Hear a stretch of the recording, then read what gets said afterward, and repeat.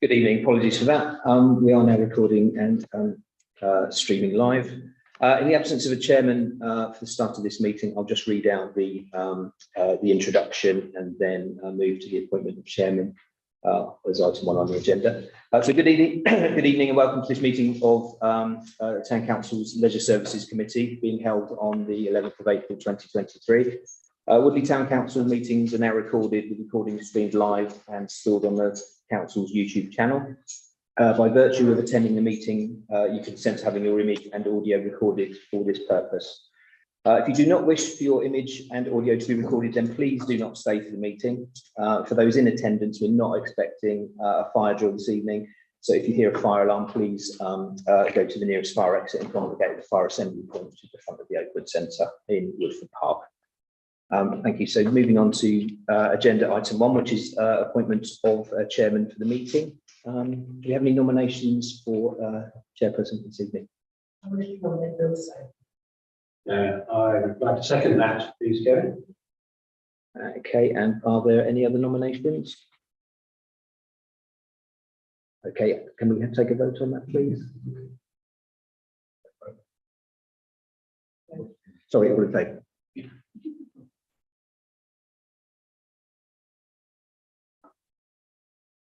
Okay, all those against? And those abstaining?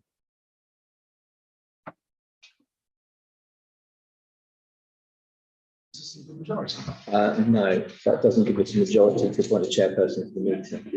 Sorry. That doesn't give us a majority to appoint a chairperson for the meeting. Carry on, Kevin. I'm not able to do that. We'll go home. In the interest of moving this forward, I'll vote the bill or not vote. Okay, can we take that vote again, please? All those in favour? Okay, thank you. I will move. More fun, yeah.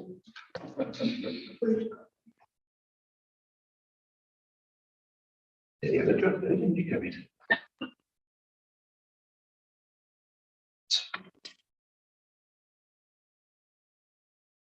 Right. Good evening, everybody. Yes. Yeah, good to say I've been here meeting for 4 years now. Appreciate the work that's been put in. I always agree with you, but appreciate the work that's been put in by various chairmen of this committee, starting with the late David Stairs, who made myself and Richard Skegg really at home when we came to our first meeting. David Gray and Darren Smith. So appreciate the work that you've all done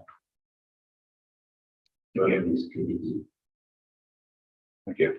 Thanks very much for that. I take it those points will be relayed. Yeah. Thank you very much. And also thanks to staff. This is unprecedented 4 years where we've had COVID, and it's amazing how well the staff have dealt with it.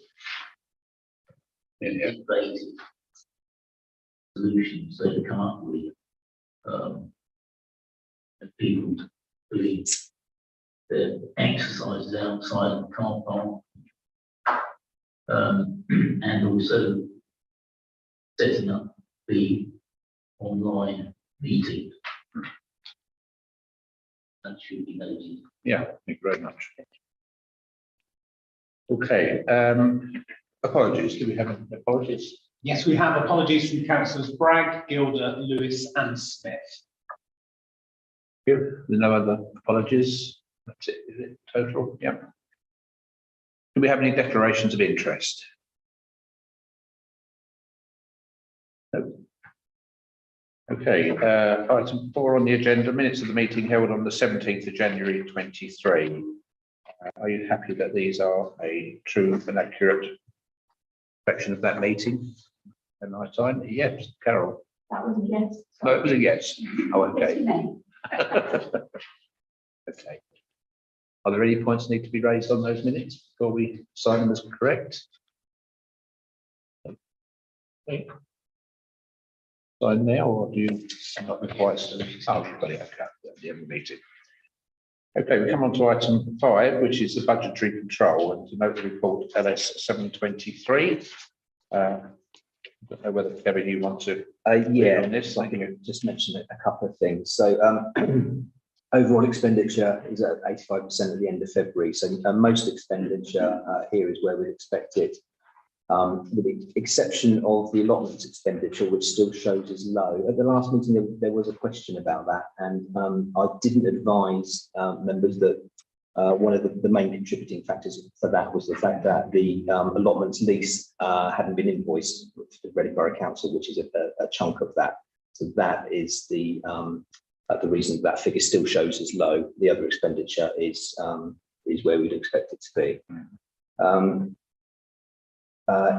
Income, just to note, we see that football slightly under anticipated at this point in the year. Public toilet income actually significantly lower. That's just a thing this year. It hasn't been used as much. It's been available for use through the year. It's just been lower. And we've had much higher demand for plaques in the Garden of Remembrance and for memorial trees and benches, which is positive. If anything, we're kind of having to think quite carefully about where we put things so that we can accommodate and meet demand for that. Yeah. Yes. On expenditure, grounds maintenance, are we doing more activities than is in the budget? Or is it actually costing more than what was in the budget? Or to do it? So You're 101%. Yeah. yeah, I'd have to check that. There is an allocation in there in respect of energy, which was particularly high at the depot. And that was certainly over the 92%. I know that's been a knock on. We're hoping that we can, well, we will be renegotiating the energy contracts. We signed up for a shorter period due to the fluctuations at the moment. So I hope that we'll get a better deal next time round on that. Any other questions? I just, from John, remembrance, old John, encryption or inscription. Inscription. Okay. From the group, put that in to make sure we're awake. Yeah. Right. Yes. Just a question on income. Events is that really the things that are wrong. That shows a 0% of the budget. Did we not anticipate expect to be getting an improvement? I'd have to check that actually and just see exactly what. I believe that relates to the mayor's charity, The charity tea. which was going to be accounted for a Yes. different method, because obviously the money goes to the That's charity. not counting as income, is it? It's not raised for a charity. Well, it was to cover. So there were some costs associated with running the event. So the intention was there that that income would offset the cost, and then the remainder would go to the charities, because there was a cost to running the event in hiring, catering, and for the catering itself. And that's what those the costs were associated with it. So the income there, would that have been the whole income, Matt? Do you remember what that was? Yeah, and I think this was a mechanism for dealing with the accounting side. It really should be separate from the council, but it needed to go through the council accounts, so that's why it ended up. Right. There was only an income, something like the fund director very recently. Yeah. That's not. That was out of that It period. was events, that's just called Woodland Park. Yes. Yeah.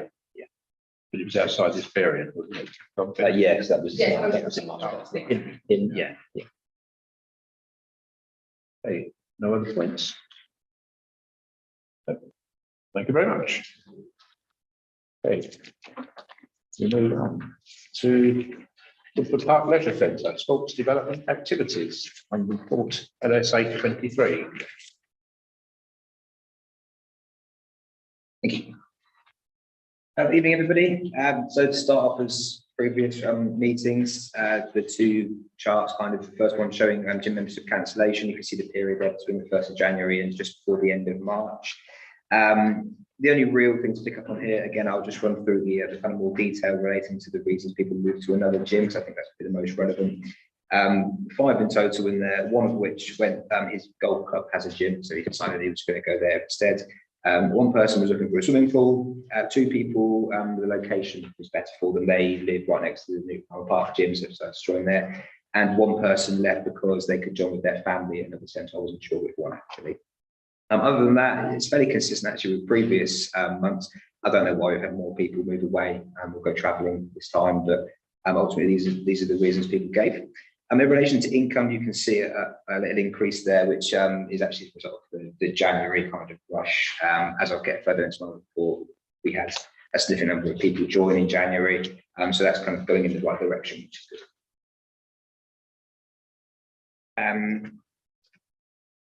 Moving on, so Family Racket Stack, which is the scheme we run in the holidays for families to come and play sport for £1 each per hour. We had 193 individual transactions. The reason I say individual transactions rather than people is that we quite often get the same people come back each day, so they're not different people, but it was used 193 times, which is really good. We had 97 new members join in January, which was through our Feel Good membership promotion. That was really positive, actually. I'm quite surprised. I wasn't quite expecting 97 new people to join, and that kind of positive kind of number carried on through February. Actually, we still had people joining kind of quite late this year, which is quite unusual. Most people seem historical years have joined really early in January, as they kind of get that after Christmas kind of feeling, I suppose. Moving on to pickleball, I don't know how many people have heard of pickleball before. I hadn't before kind of November this year, last year. A local gentleman approached us and said he wanted to launch a new pickleball session. I had to do a little bit of research. Well, to give you a bit of a background about what pickleball is, it's kind of a mixture of everything, actually. It's played on a badminton court inside, or with a kind of paddle similar to a table tennis bat, but a bit bigger. And then with a kind of hard plastic ball with holes in, so that the ball bounces quite differently. It makes it more challenging, I'm told. I did actually go and watch the trial session then because I was interested. And it had 30 plus people come to it, which was really good. So that gentleman is now actually linked with the U3A and made a kind of more permanent booking that starts, I think, next week, actually, which is really good. So they're quite pleased with that. We had to make repairs to a treadmill. It's kind of the first major repair we've had to make in the gym since the equipment went in 7 years ago. It just needed a completely new bell. The bell was worn to a point where it just wasn't functioning properly. So that was actually done at no cost through our maintenance contract, which is really good. Hasn't had any problems since. So I thought it was worth noting, mainly because the lease on the equipment ends this November.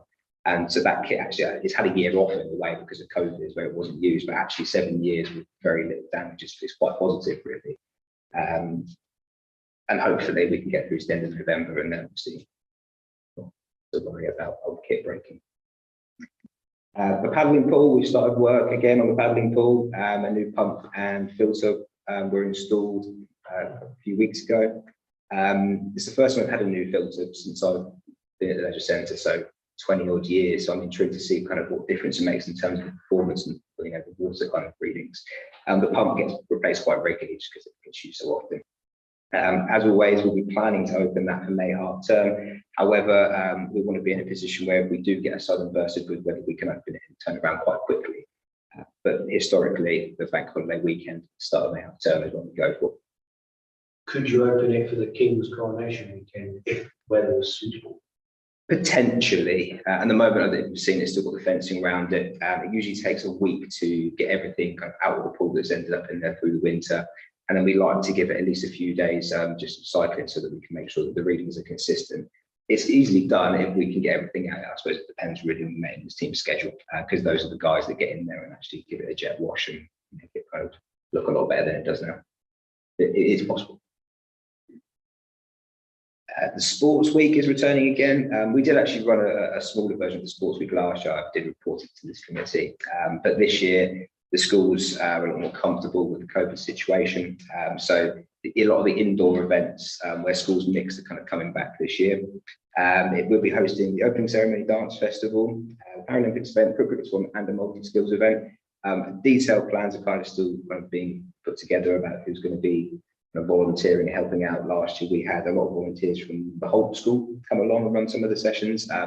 The school games organizer kind of almost picks a different secondary school each time to kind of try and link with and get volunteers along. So he's not told me which one yet, but plans are in place and it seems like it's going to be a busier event than last year, which is good. I've had the Wildlife Trust visits in my reports for a while. They came again. They came actually, I think, 5 times at the end throughout March. They can visit us on an unexpected day. And again, talking about their wildlife garden volunteer opportunities and promoting their membership. That was actually more popular this time, I think, because he was able to put his stall outside because the weather was better. So we had a few more people, dog walkers, walking past the front of the centre, so got a bit more engagement, which was good. And just to finish off, some of you may have seen on Facebook, because I think it's been promoted pretty much everywhere, that the centre and the local centre as well have been hosting an Easter hide and seek for the First Aid Children's Charity. So around the park, I'm told there's little animals hidden on trees and things that children and families can search for using a map, and it spells out a word when you get all the letters and stuff. That's been very, very, very popular at the leisure centre. I'm not too sure how it's been at the open centre. Yeah, but yeah, really, really good. And actually, it's been quite nice to have lots of different people coming to the centre. They chuck a donation in the pot, wander off with the map, come back an hour later and hand it in and get a little packet of sweets. So, really good. And we work quite closely with First Aid Children's Charities. We host their uniform drop off throughout the year, where people come and dump old uniform into a big orange bin, and then they collect it, wash it, and then dish it out to people. So we're kind of quite familiar with the guys that work there. But yeah, this event in particular seems really good, and I would like it if it comes every year. Actually, I think it's a nice event. Thank you very much. Can I just ask on the treadmill repair? You said that the equipment's coming to the end of its lease. Yes. What's the implications when it comes to the end of the lease? At the moment, still being looked into. I met with the kind of sales rep, who wasn't massively useful, if I'm honest. The most likely outcome is that we go to tender and get new kit. That there won't be a cost to that other than potentially storing and sending it when we need to send it at the end. I've asked basically a series of questions, and they're kind of coming back to me slowly with answers, but I haven't got all the answers yet. Okay. When does that actually end? Sorry, when did you? I think it's the 17th of November. Oh, okay. Yeah, mid-November. Yeah. Any questions? Everybody happy? Thank you very much. Thank you.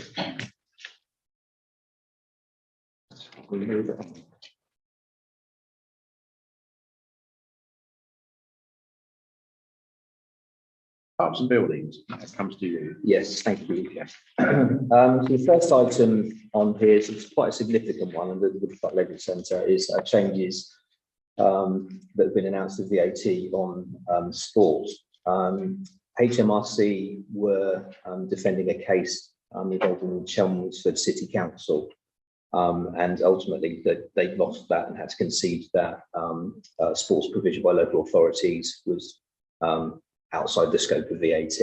This has implications going forwards, and obviously for historically, particularly for us, because we've got a lot of sports activities and leisure functions. Ed has done a huge piece of work looking at the implications on every hirer, basically, from walk-ins to community groups and some of our business hirers at the centre. We're working on the basis of making sure that there's no significant impact on our regular hirers. For example, we've got some community groups that have historically taken advantage of block booking VAT exemption, where they would book so many sessions in advance and benefit from a reduction in the VAT. With that gone, they would potentially be looking at a hike to that value immediately overnight. So we've put something in place to at least keep that the same, so that they're not being impacted by that. The charges agreed by council, they're inclusive of VAT, so that they'll remain the same. And the regular hirers have been advised of the change that they'll be seeing that on their invoices from this point. Because it happened overnight, there's been very little advice in the sector about it.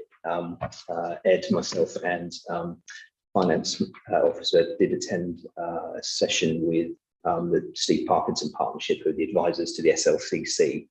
Regarding VAT in the sector, and we've got the most up-to-date advice we can get, but there's likely to still be things coming out of that. We asked some supplementary questions following that, which we've had some answers on in the last couple of days.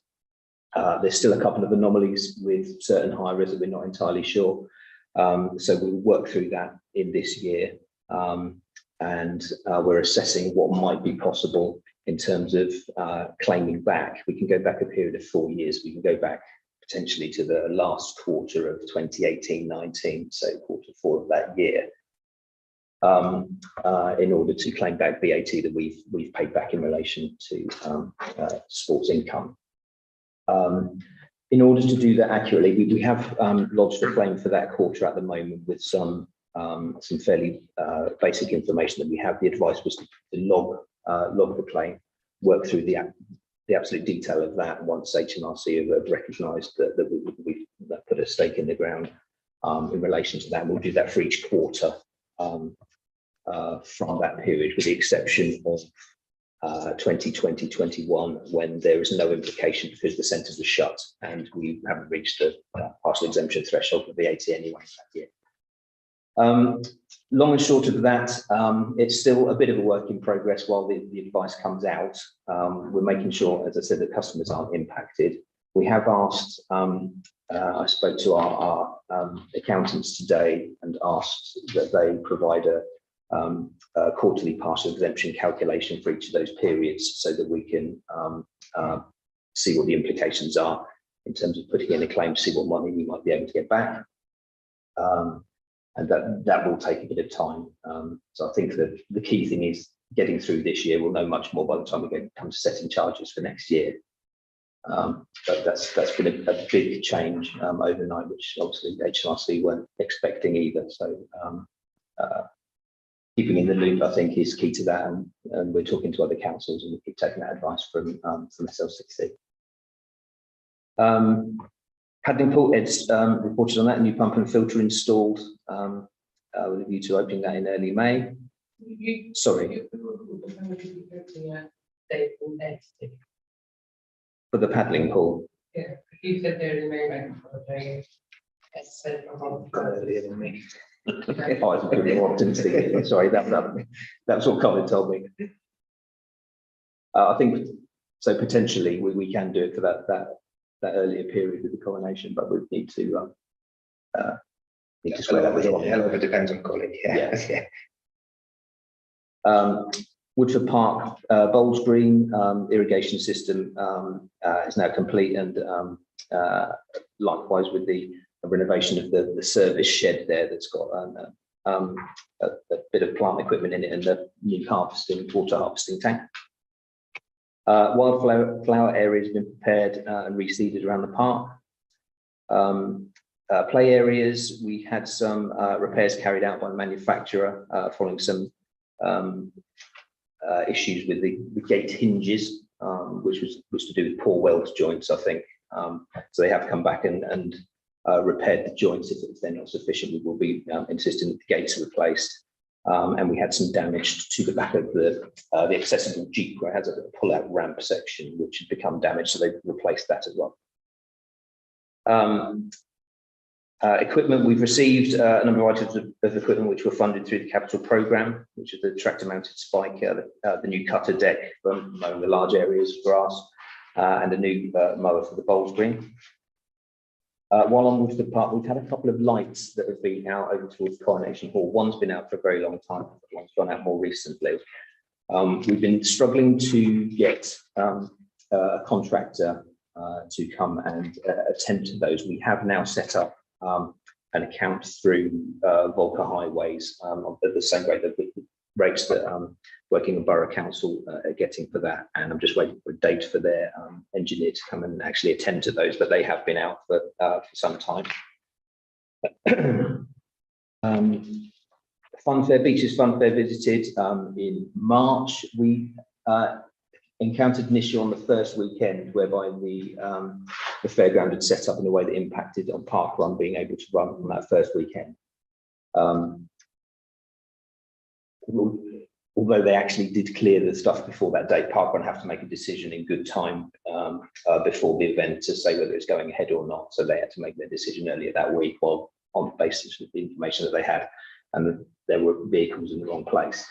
What we are doing going forwards to avoid that entirely is every Funfair and other event visiting the ground, we will have it marked out. The ground team will mark out with white lining paint exactly what that footprint needs to be. And we'll issue all hirers at the point of booking with a plan which also shows that, so they're aware of that and aware that it'll be marked out on the ground. Because that was not a satisfactory outcome for Park Run at the last minute. It's suddenly found something landed in the park and they can't operate today. So the items were moved. It was some vehicles towards the back end of the skate park were moved, and they were able to continue the following week. Signage, you may have noticed new signage has gone up across the facilities in the park, and they a great improvement on the ones that we had. Town centre garden water supply is still very frustrating. Thames Water gave us, I think we've had 4 dates when they were coming and were cancelled at the last minute, sometimes actually on the day. They then changed contractor completely as of the start of April and informed us that all works were being cancelled and then rescheduled. And so we're pestering them for a date still for installation of that. Councillor Jewell, to hand over, Chair. Sorry.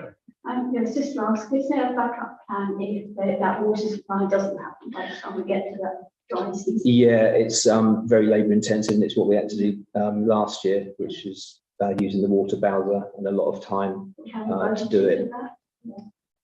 It's more a resource time, the impact on the team really in actually doing it. But I'm hoping it will be in by then, but we've been waiting a long time for this. Robert. Yeah, have we paid for this water supply? Yes, indeed. You have to pay for it up in advance, and you've got no option as to who carries out the work. It's, We don't not happy. to get a rebate on that then. No, you have to pay for it. Only Thames Water can carry out the works. It's to them infrastructure. Sure, and but- you have to pay in advance for the work. So if we're not using the service because they've not made it available. Well, we're not paying for the water. It's the installation. It's the actual them to install the pipe work, which we still want them to install. So yeah, very frustrating. Allotments. The maintenance team carried out a lot of work to the water troughs, levelling them up and attending to small leaks on some of them, which were actually amounting to a significant amount of water loss. There's a lot of troughs up there, and historically haven't been installed particularly well. So the team's gone through every single one and started resetting all of those. The allotment tenants AGM took place on 27th of March. That was very positive and very short actually, compared to the previous ones I've attended. Waiting list is currently 24. Kevin. Sorry. Sorry. On the allotment. Yes. Tenants Association, have we had any more trouble between 2 No. tenants? No. Good. Pest control. This has been an issue for quite some time in terms of. So you have that? Sorry. I know that I was contacted by some of the local tenants, because they're very keen to have a toilet installed. Yep. Which I read through that and read that. Yes. Reasonable if you- I will. I'll It's on my list. I'll get to that bit in a moment. So yes, pest control. We're looking at some options for contracted pest control. We have carried that out ourselves in the past. The rules have changed in terms of licensing for who can do it. You do have to have somebody qualified to do that. So we're just looking at what that might mean if we actually get somebody in to do it, which might be more appropriate than our grounds team trying to. My father-in-law used to shoot them over there with his air rifle. Alex, you have a question? Yeah, do we know why we have grass? Because if there's no food supply for them, it's not going to be there. No, I think it, Compost bins, they go Yeah. compost bins. I think it goes hand in hand with some more information to allotment tenants and a bit of work about trying to minimise the likelihood of that happening. But actually, an allotment site is probably a pretty perfect place for rats to live. So it's never going to be eradicated, but it should be controlled. Yeah, we've just been trying to respond to concerns that have been sort of growing over the last couple of years. Actually, the numbers have been increasing. Planting, the council's amenities team will be installing a small poly tunnel at the site with a view to bringing on plug plants we use elsewhere, the council parks and open spaces. We're looking at some issues with flooding immediately inside the gate to the left. Those of you who know the site, historically that area has always been very wet. With the sort of rain that we've had very recently, that's been more of an issue. The amenities manager is arranging for a contractor to attend site this week, actually, and to give us a price for a significant piece of work in clearing what used to be the old drainage ditch, which is very overgrown. We've partially cleared it out in the past, but never as fully as it could probably do with. The intention is to do that and see if there's any more we can do with that, whether that alleviates the problem. There might still be some other work involved that we need to do, but that's in process and that's happening. As Councillor Swaddle mentioned, we're looking at a project for an additional toilet at the site. When the toilet that was put in went in, which was about 13 years ago, I think, the site was much more weighted towards the entrance side. We put a lot of plots over on M Road towards the back of the site. There's a lot more people over that way. We're now at 360 something tenanted plots, so there's a lot more people up there and demand on the toilet. So we're looking at potential and the cost for an additional toilet further to that side. Not quite as simple as just buying a unit. We're probably looking at something similar to what we have, which does have a septic tank and a drainage field. So there's a bit of work to that, and it has to be in the right place. There are some other options. You can have self-composting toilets. There are other ways to do it. So we'll be weighing that up and looking at what the costs for that are. Absolutely, Carol. Yeah, I would hope that we would look at a more sustainable option. I asked for that before the toilet at the moment. There was talk about health and safety with the sink and everything. Well, if you're in an allotment, it's almost not worth washing your hands, but you know what I mean. It's I think we should be a bit more practical about what's needed up there. Yeah, and I've got much more sustainable option than what yeah, we've got. I think there's an opportunity to do that. We'll certainly look at those options. Yeah.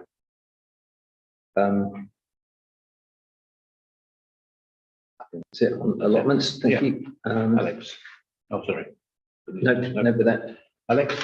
Yeah, Ruby Park, Yes. we replaced the fence there about, 2 years ago.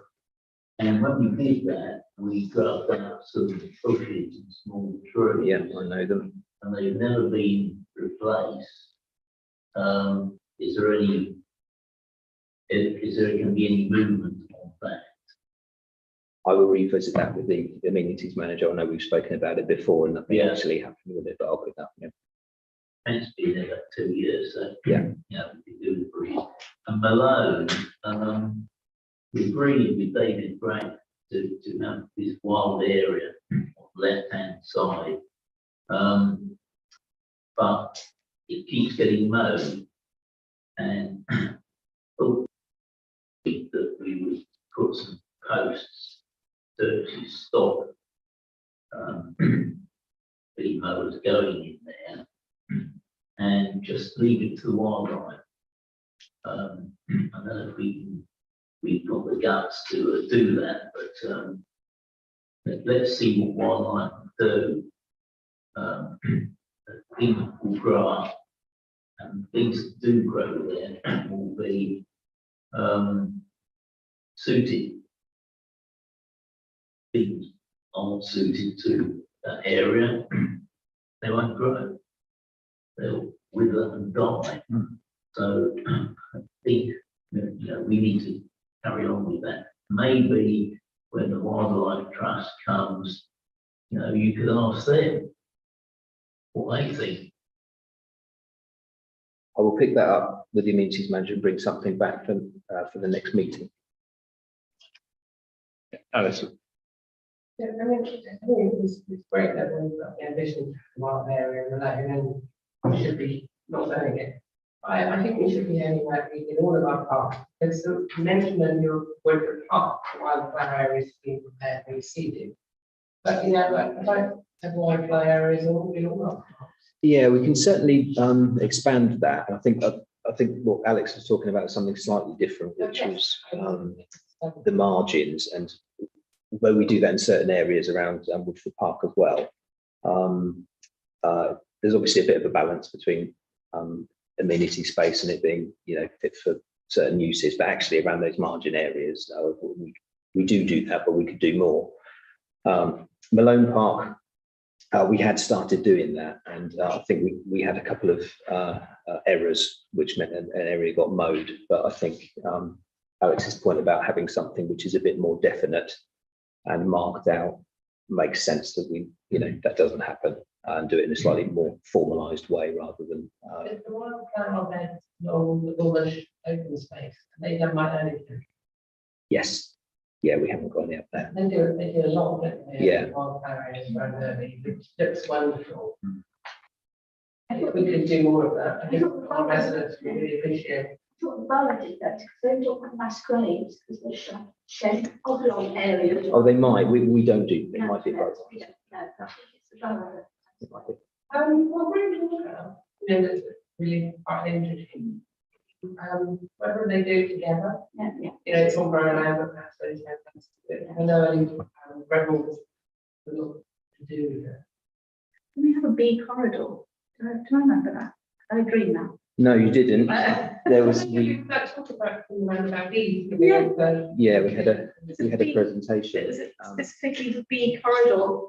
Yeah, there was a group that were looking to create and maintain a bee corridor across the whole area, and we were looking at where those sort of little pockets of flowers and things would need to be in order to encourage that and have that happening.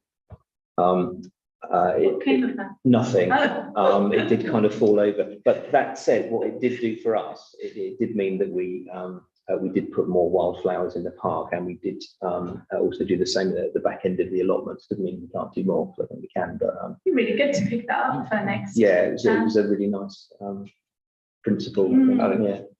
Yeah, I'm a bit concerned about pretty flowers. They take a lot of maintenance. Put them in somewhere, some places, and they'll get completely overwhelmed by grass. So it's all right if you're going to maintain them, spend money to maintain them and weed them. But if you don't do that, then we'll get what we've got in Malone, which is basically a mess. If you just left that area unknown, by now we have little saplings growing up. I think it will be a balance and a bit of a mix of all those things. And what I would say is we could probably do with some advice. I think speaking to the Wildlife Trust would be a good place to start. Yeah, well, I think Malone would be a good test bed for bigger parks or small parks. I think Regal would be a very small part of the principle, actually. If it works to Malone, it would work.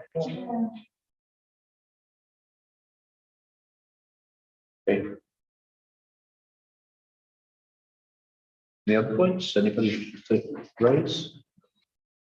I'm still like, if I've got a point, I don't know right now is the right time to mention it. It could be relevant to Woodford Park or not. So I killed myself the other way doing part one, and I was amazed at the swearing from the parents of the footballers.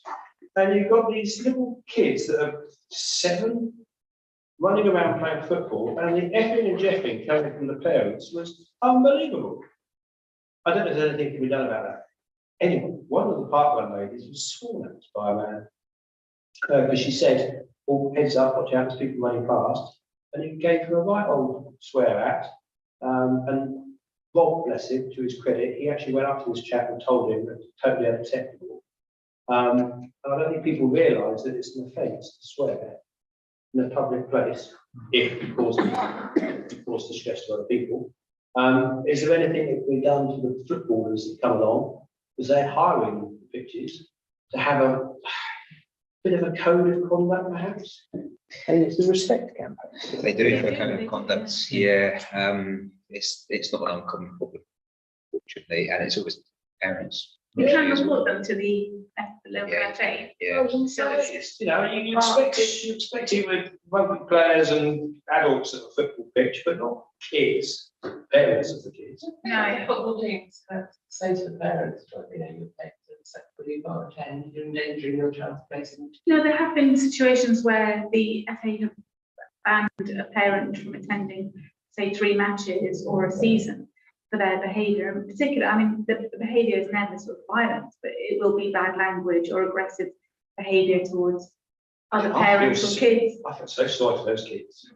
That's your dad shouting you like that was such a thing, you know. But nothing shocks me, but I was concerned. I think Parents or. Well, when I was running around, it was just them shouting, swearing at the kids, you know, at the kids to get the effing ball. And then the lady, as I ran up to her, I didn't hear him, she was admonishing this man for swearing at her. So I stopped and said to her, "What was that all about?" And she told me. So then I went and saw Rob and told him, and then he went and saw this lady, found out which man it was, and then told him, bang out all.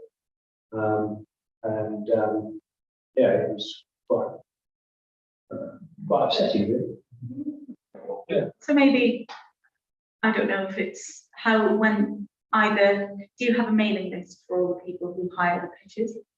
well, the clubs will be linked to the league, and we work with the league, so we can say to the league. So actually, yeah, so you can, I think, an email to the league to say that there have been complaints about the behaviour of parents or people hiring the pitch during these football matches. And you Please think of the remind them of the respect.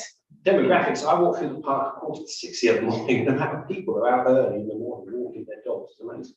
You think of the demographics of the age range of people using the park, and lots of single ladies, they could have been, well, threatened, concerned by, you know, it was quite threatening. And one of the initiatives I think that we've had twice this year is silent support weekends.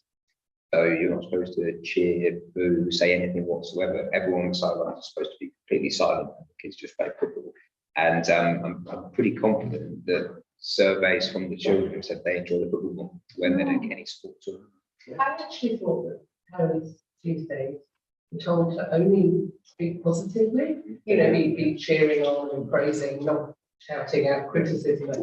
It's hard if you see one kid sort of like 2 foot yours or trip yours up and it appears to have been missed, and the parents kind of naturally go, "Whoa, did you ref? Look at that!" Or, you know, it's kind of a natural, I think, instinct for a lot of people to point out. Oh, miss that. I never, That kind of. yeah, I've never encountered it. I've never encountered that. that.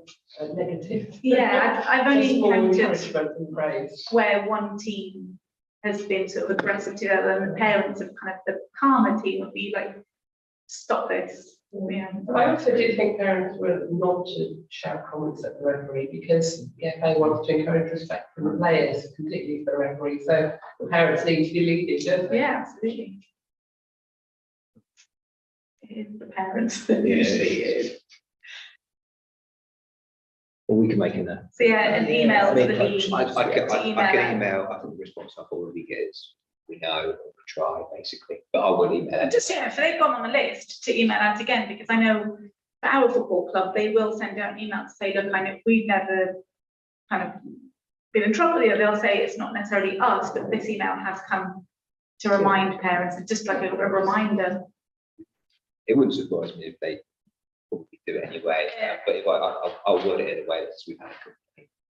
I don't want anybody to be discouraged from taking part in parkrun. It's fantastic for people to get into fitness and, you know, you can go along, can't you?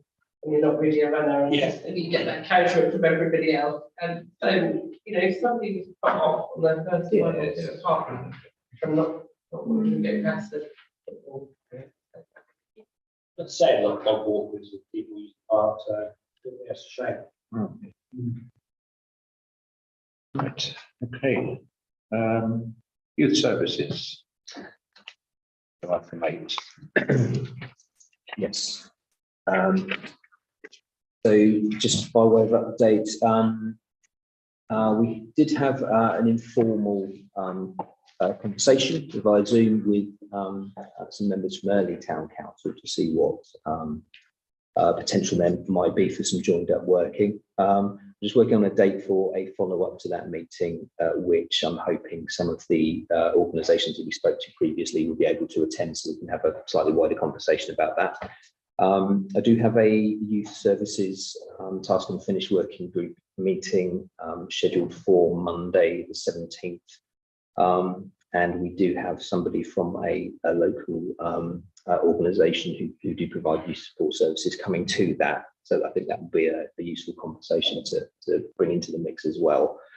And that would have happened, so I can put that back to strategy and resources the following day, albeit verbally, so it'll be too late for the agenda. But hopefully we can move some things on along those lines and perhaps get something in play. Okay. Any questions? Yeah, Alex. Are we also going to consider possibility of using facility in Woodland Park? I think there's a number of things, nothing's been ruled out, so that these things can all be looked at. What there isn't at the moment is a decision from Strategy and Resources to pursue that as a specific thing. There'll be some resources involved in perhaps carrying out a feasibility and costing for that. Okay. Thank you. Right. Come on to item 9, future agenda items. Anybody, any suggestions for future agenda? Do we need to add?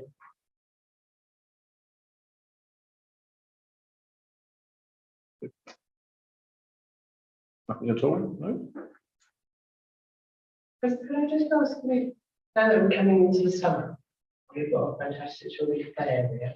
One of the things that had come through was about parents asking for more picnic benches and benches and bins. We're coming into May, June, July, August, it's going to be very busy there. Have we got more orders? Will they be installed soon? There is some budget within the capital programme. Can you locate some? Yes, so we did move some. So we had some up the front of the leisure centre, which came down this end, and we do have some budget in this year for some. So yeah. You know, it's like in progress, and it's going to be there as soon as the summer arrives, and our families look like that. Yeah, As I said, we've got half term and coming out, and yeah, weather's nice. Yeah, I'm sure there's going to Yeah, be lots of families during I'll school. talk to our communities manager about that. Right, publicity and website. Yes, Karen. Yeah, I think we've got some good news here. The girls of the paddling pool, things like that, to say, you know, I think it's being refreshed and improved. The golfing green is another one that we mentioned. Yeah, I think there's things going on that we could post about. We could see some pictures or video of pickleball. Yeah. Well, what kind of net do they use? They use a badminton net, blow it halfway down the post. Like a bit like a tennis net, but a bit higher. Yeah. They seem to have just stolen. It's not really net in that line. No, again, some of the local ones for their trial session, and I think they've got their own special nets they want to use, but so There's video required. Yeah, well, I tell you, what, if you've got some spare time, go on YouTube and have a look, because it is quite interesting. It is a mixture of everything. Yeah.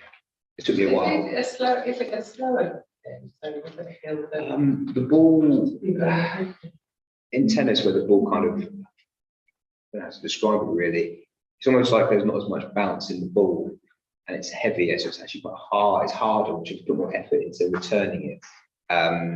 It's very unique. If I had a ball, I'd show you it, but you would recognise it if you saw Sounds it. like an air golf. Kind of.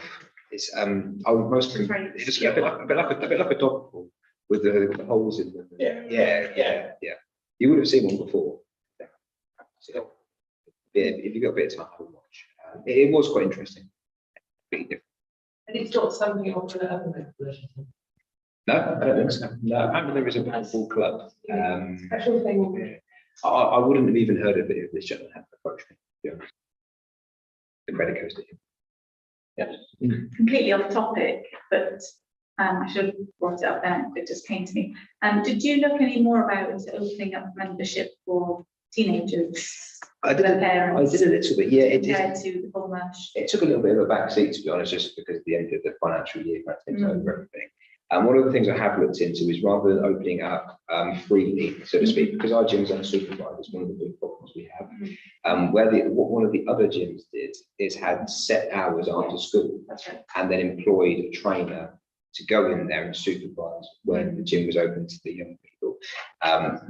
I've worked out a way that I can create a membership for that and only allow access from certain times, so that part of the problem solved, and that's kind of where I got distracted by it. But So still it's good progress. potentially, yeah, there would be a cost involved to pay the trainer. Is this used on their own, or is it with a parent who goes? Both, I was, to explore both options, either then use it, if they're going to use it on their own,